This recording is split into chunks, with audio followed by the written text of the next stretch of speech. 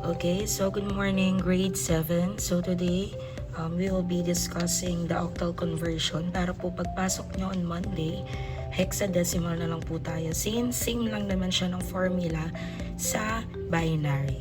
So for octal conversion, again, ang hahanapin po natin ay octal. Ang unit of measure or unit of measurement ng octal ay 0.8 or may number na 8. So wag kakalimutan yon. Okay, example number 1. So 25 decimal is equivalent to what? Octal. So nakalagay dito 8. So therefore, ang hahanapin natin ay octal. Hindi na po 2 kasi ang 2 ay automatic na binary. So let's try.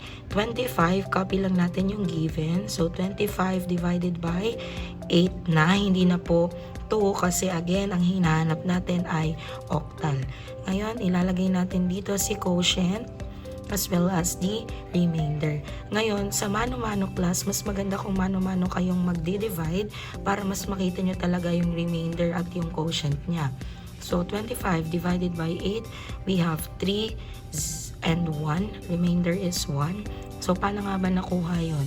Try natin yung mano-mano na division. So, 25 divided by... So, ilang 8 daw meron sa 25. So, meron tayong tatlo. 8 times 3 or 3 times 8, we have 24 is equals to 1. So, ima-minus lang natin tong 25 and 24. 1 na po ang sagot. And this will serve as our remainder. And the whole number or yung nasa taas will serve as our quotient. That's why yung 3 nandito sa quotient at yung 1 na remainder ay nandito rin po. So, ang susunod nating step, copy lang natin si quotient divided by 8. Okay. Ngayon, so mano-mano ulit tayo para makita nyo kung paano siya ginagawa. So, ilang 8 daw meron sa 3? Wala. So, ang gagawin natin dyan, lalagyan natin ng 0, then sa taas niya lalagyan ng point. Ngayon, ilang 8 daw meron sa 30? Meron pa rin tayong tatlo. 8 times 3 or 3 times 8, we have 24. Ma-minus lang natin siya, the answer is 6. Ngayon, hindi na natin to itutuloy kasi hahaba siya. So, ang kukunin na lang natin ay yung point or yung remainder.